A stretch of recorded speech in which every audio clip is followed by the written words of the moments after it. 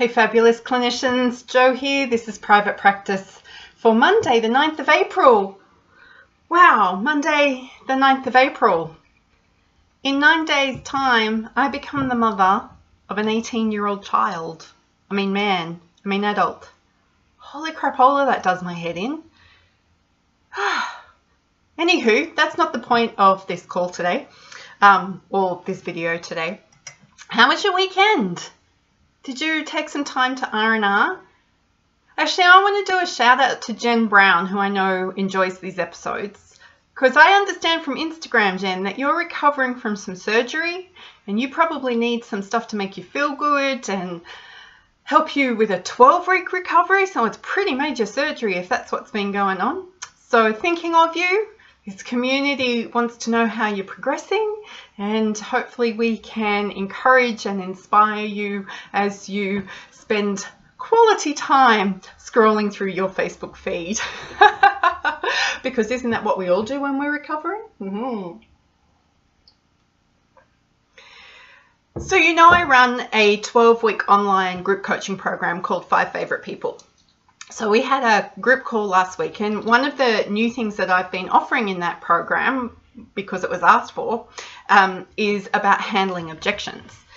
And handling objections is a sales technique. If you've ever done any training or if you've read anything about sales, one of the things that you learn about is handling objections. And there's people are objecting all the time.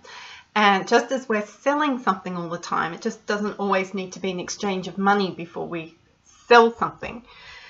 But it always comes back to one major objection. The objection you have about working with you. You see, it's no good trying to convince people or help people understand why they need your services, or that you're the best at CBT, or you've got 3 years of clinical experience, or you've got CBT and DBT and ACT and EFT, and those letters are kind of meaningless unless you can help people understand 3 things. Why you, why now, and what happens if they don't work with you. Now, I'm not sure where I heard that phraseology, and I'm sure I've heard it many, many times, but this year it has really impacted me big time. I'm going to say it again. Why you, why now, and what happens if people don't work with you? And I've challenged the people in the 5 Favorite People program this week to provide that as their homework, to get really clear about the objections they have about working with themselves. That's what answering those questions is going to uncover for you. Because quite often people will say, I can't afford it.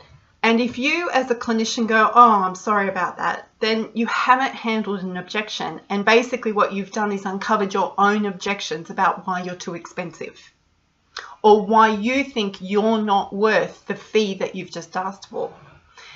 If somebody says, I have to ask my partner, and you go, oh, okay, and you don't talk them through what is it their partner is going to ask of them, then you're actually not handling any potential objections that are there. And there are always objections. If people are coming to you and they're not really objecting to your price or your availability or who you are, or if they're not asking questions, so it's not always framed negatively. You need to handle these, you need to learn how to handle objections with people. Yes, that's further down the track. Let's handle the objections we have first. So why should people give you their hard-earned cash to work with you? Why should they give up their scarce time to spend time with you? Why should they trust what it is you have to say and recommend? Overcome those objections, the ones that you have about yourself, the ones where it comes out going, I haven't got enough experience, I haven't got enough credentials, I haven't got enough runs on the board, I'm too expensive, no one will pay that, I'm never available, I'm too old, I'm too fat, I'm too thin, I'm too female, I'm too male. Like seriously, you have objections. Uncover them and learn to deal with them. And once you have worked out the objections that you have about yourself, you will stop Transposing those onto the people that are speaking to you, and you will be clear, you will become confident, and you will be able to have a great call with somebody and help them understand why they are making a decision to not work with you. And in doing it, it's not about apologizing or trying to convince them. It's about, cool, so you've got all the information you need and you're still going to say no to working with me. Not a problem. I just need to make sure that you are really clear about the reasons why you are saying no. Because we want to be left with every consult call, every free consultation call with that imperative need to go, I can serve you and I want to help you. Now, we don't do that for people who are just the wrong fit and we need to refer out. But anyone else who's left over, we want to be so convicted about how we can help them. So, objection. We're going to have a door slam in a minute. Handle the objections you have about yourself first. Then learn how to handle objections that others have about working with you. It's going to be one and the same thing. But if you can't handle the objections you have about yourself first, why should anyone else want to work with you?